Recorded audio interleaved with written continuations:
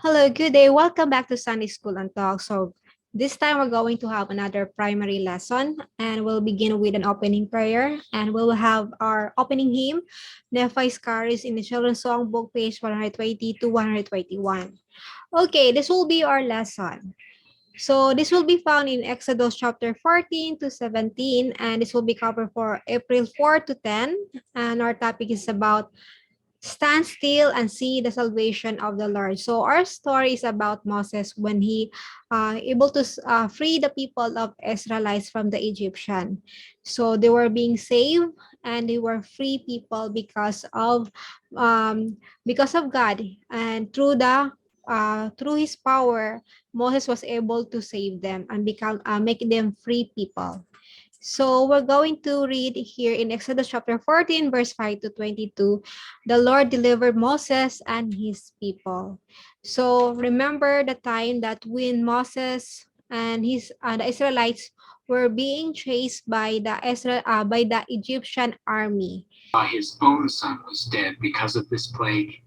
He told Moses and Aaron to take all the Israelites and leave Egypt. The Israelites left, but Pharaoh was angry. He gathered his army and chariots and chased after the Israelites. The Israelites camped at the Red Sea. Soon Pharaoh and his army caught up to them. When the Israelites saw the Egyptians coming, they were afraid. But Moses told the Israelites that the Lord would protect them. As the Egyptians got closer, the Lord told Moses to lift up his rod. Moses did, and the Lord parted the sea. The Israelites crossed the sea on dry ground. They ran away from Pharaoh and his army. The Egyptian army chased after the Israelites. When all the Israelites were safe on the other side of the sea, the Lord let the water come down. The Egyptian army drowned in the sea. The Israelites were free at last. Okay, parting the Red Sea was a miracle that showed Moses and the Israelites how powerful the Lord is. Knowing about his power can help the children trust him. So there's nothing impossible with God. He is so powerful that he can make miracles. And I know that there's still miracles when we actually believe and have faith in God, without any single doubt in our heart, in our mind, that everything will be possible through him. So this could happen, especially with the prophet of God like Moses. So in times of trouble, in challenges, he can make miracles, and I know that that miracles still exist until now. It's just only that we people have doubt or the lack of faith. That's why we cannot see or we cannot experience the miracle that can possible happen if we put our trust and faith in him. Okay, now we have here a short activity in the class that we can also um, can experience or can imagine what it's like when they parted a sea. So we can use some tools in our class like some chairs. So the children could pretend that the chairs are the Red Sea and they could follow the person portraying Moses. So there will be a person that will portray Moses or will act like Moses, as he makes a path between them, or the children could pretend to be the water and move to separate sides of the room as Moses divides them. So we have to enact the situation of Israelites that they walk to the dry ground of the Red Sea. So it was parted. So this time we were going to part the chairs, divide it in two, and then walk on that in the path that the Moses who put the one who portrayed Moses are the one that lead and parted that chairs so that we can see or we can imagine how it's like to be in their situation where they walk on the parted sea and walk on the dry ground. So Lord gave Moses the power to part the sea so Israelites could be delivered from captivity. So they were in bondage. They were slave from the Egyptian. So they have no freedom to do what they want. They could not worship God. So they were in the strict rule or policy from the Egyptian to be in control of everything that they do. So God was merciful to the Israelites, and he make Moses to be the prophet and to be the instrument to lead them to be out of the Egyptians' power. So they were free. So here in Exodus chapter 15, verse 23 to 25, so what is all about? So it says here that the Lord will provide for my needs. So uh, after they left the Egypt and they were free people, they were still journeying to the promised land. So they have lack of preparation for food, so they were not able to sustain the needs while they were in journeying. The Israelites in the wilderness, learning to rely on the Lord. Soon after the Israelites left Egypt, they complained that they did not have enough food. They said it would be better to be slaves in Egypt than to starve in the wilderness. To teach the Israelites to trust him, the Lord sent bread from heaven for them to pick up each day. They called the bread manna. It tasted like honey. The Lord did not send manna on the Sabbath, the seventh day of the week. So on the sixth day, he told them to pick up enough manna for 2 days. For a time, the Lord also sent quail for the Israelites to eat. In the morning, they picked up manna, and in the evening, they gathered quail. The Lord wanted the Israelites to learn to trust him. In this way, he took care of them in the wilderness. So there are a lot of murmuring from them because they will die. They were thinking that they will gonna die because of hunger, or fatigue, or thirst. So the Lord provide what they need. So through Moses, they were actually experiencing also during their journey some miracles that happened to them while they were in their journey. So there were manna from God that was fed to Israel. So this is a picture where they able to have some manna for food. And also there were some birds that came and we catch those birds and they were also being those the way that they were being fed by the Lord, or they were provided what they need for their necessity, because we need physically for our needs for water and food so that we can survive. So God is aware for our needs. So if we act for our faith in God and ask how can we seek for so that we can sustain our daily needs, God will show us, or God will provide what we need. So I know that there are a lot of opportunity right now that we can seek so that we can find a better way to provide for our family, for our necessity. So the account of the Lord providing food and water for the Israelites in the wilderness teach us that He can provide for our needs. Ponder what you can do to involve the children in learning this story. So we can share our testimony or experience how God was able to sustain us during the time where we are needy or something that we have struggling in providing. So this is the way we can share to them and inspire them that to put their trust to our God, so that they will act always in faith. Here in Exodus chapter 17, 8 to 16, I can sustain our prophet. So Moses is a prophet of God, the one who can receive the direction from God and how to succor the people to succor his people, and to give them counsel or instruction that they need so that they will know the way of God, and how can their lives to be protected and to be blessed. So the prophet will be the one to teach us or to proclaim his gospel. So Moses is a prophet. So during that time there was a war. So we can see here in the picture that there are two person here that holding the hands of Moses. So we will learn the story what happened behind this picture. Okay, we're going to read here in Exodus chapter 17, verse 8 to 16. So here, then came Amalek and fought with Israel in Rephidim. So there's a war. And Moses said unto Joshua, so his right hand person, Joshua will be the next prophet also. He said to Joshua, choose us out men and go out, fight with Amalek. Tomorrow I will stand on the top of the hill with the rod of God in mine hand. So this is the representation of power of God with this rod. So God told him also that they can win over the fight or the battle from Amalek when he will go to the top of hill and raise the rod.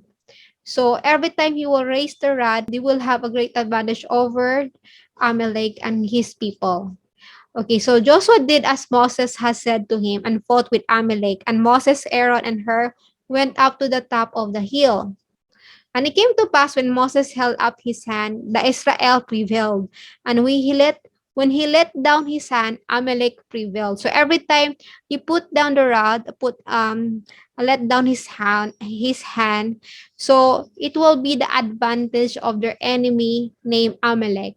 So Moses need to raise the rod or his hand all the time so that he can win over that battle. But Moses' hands were heavy, and they took a stone and put it under him, and he sat thereon. And Aaron and Hur, so this is Aaron and Hur, stayed up his hand, the one on the one side and the other on the other side, and his hands were steady until the going down of the sun. So until the down of the sun. So it was a long period of time until it was evening.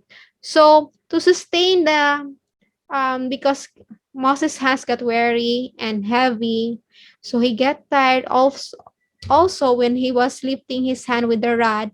So to support his weakness, they put some stones the other side of his hands were held by Aaron and Hur, so that he can still lift the rod at the top. Okay. So Antiochus discomfited Amalek and his people with the edge of the sword. So they were fighting with the sword. And the Lord said unto Moses, write this for a memorial in a book and rehearse it in the ears of Joshua. For I will utterly put out the remembrance of Amalek from under heaven. And Moses built an altar and called the name of it Jehovah Nissi. For he said, because the Lord has sworn that the Lord will have war with Amalek from generation to generation. So this is important to know that the story, what happened here, that we need to support or to sustain our prophet. And we have to remember that we can win the battles in our life or whatever war that we are facing, because we know that there are a lot of rumors that there will be a lot of wars in the last days, and we are part in the last days. So here we can remember the story of Moses and how they win the battle when he raised his hand, and by those two person around him that support him, that sustain him. So in order for us also to achieve the success or to win over our battle, we need also to support our leader or to sustain them. So we need to give them support by following their guidance and their counsel. So that's how we sustain our prophet also. So we are blessed as we sustain our church leaders, because they're the one who know the way of God, what His plan, and how we can be safe and protected. So as we listen to them, our lives will also be blessed and protected. Okay. So here in Exodus chapter 14, verse 5 to 22, we can learn to always follow the Spirit. So whenever the Spirit can prompt us what the things that we should do or what should we be abiding, so we should listen to it and follow the Spirit. Because there are a lot of stories, there are a lot of experience that I have also, that when I follow the Spirit, I can see that that was the guidance of God, so that I can find better opportunity for me and for my family. If I didn't follow the spirit, something, or I can be harmed, or I can be in an accident, or I will be lead to something that in a situation that will be so hard, or it will cost me a lot. Either it will affect also my way of living, or earning, or something that I will be in a situation that I don't want to be. So that's why it's really important that we are in tune with the spirit, and we can really discern that is the counsel of God, and that's God want us to do. If ever we follow that, we can also see how our blessed our lives when we are actually in tune with the spirit. And if not, then there's something consequence or bad things that will happen to us, and more problems that we'll encounter as we go astray, or we are not no longer in tune with the spirit. So Moses knew by revelation how to lead the Israelites across the sea. So by revelation, God told him what are the things he need to do so that he can actually lead the Israelites and able to part the Red Sea. If he doesn't know what he said he needs to do, so probably they cannot survive that situation, and or they will not be they will continue to be a slave from the Egyptian. So also here in Doctrine and Covenants, section 8, verse to 3, yea, behold, I will tell you in your mind and in your heart by the Holy Ghost, we shall come upon you and we shall dwell in your heart. Now, behold, this is a spirit of revelation. Behold, this is the spirit of by which Moses brought the children of Israel through the Red Sea on dry ground. So, God is continually communicating to us. So through by the spirit, we have different kind of situation or challenges that we may face. So it's important that we know how to hear the still small voice. It will give us the feeling or the idea, or to try it on what are the things God was showing us. Then follow it, and you can see that there are good results when we follow the spirit of God. And also, we can remember that God is a God of miracle. If He was able to part the Red Sea to protect His people, then there's nothing is too hard for Him or too impossible for Him. So that's why it is important that we will work together with Him. We will be team up with God. We will be His people, so that He can also bless us and protect us. So here is the activity time. So we can give it to our primary students so that they can color this one, and they will remember the story where Moses delivered the Israelites and departed the sea, the Red Sea, and he walked to the dry ground. So imagine if you were part of this people or the Israelites who walk on the dry ground, see the miracle and power of God. So I know that we can still experience miracle as we exercise our faith in Him. So that's the end of our lesson. And I know that the things I have shared to you are true. And I would like to leave that in the name of Jesus Christ. Amen. So I hope that you like the story of Moses. It is really a wonderful story. God show a great power during that time where he can see that he was really protecting his people, the covenant people. He loved them so much. And we can see also that Moses is still also a human. He has also weaknesses, and he was being supported during the time that he got weary, that his brother Aaron and her was there to sustain him. And Joshua also listened to the prophet Moses during the time of war. He told him that go and fight with Amalek, and God told me that I will raise my hand with the rod at the top of the hill. So every time he raised his hand, we can see that they were taking advantage on that fight. So we can see that every instruction that we receive from the prophet is actually given by God, and he can show and manifest his power as we follow it. So I hope you like the story too. So if you like this story and our lesson, so you know what to do. That is to like and share this video and subscribe and leave a comment. And please don't forget to hit the bell so that you will be updated to my coming videos and lesson here. And I have more tutorial and other way to support you or to help you guys in being close to God and to have more skills and ways to sustain our temporal needs also. So that's all for today and I hope you like it and see you soon to my next video. Bye bye.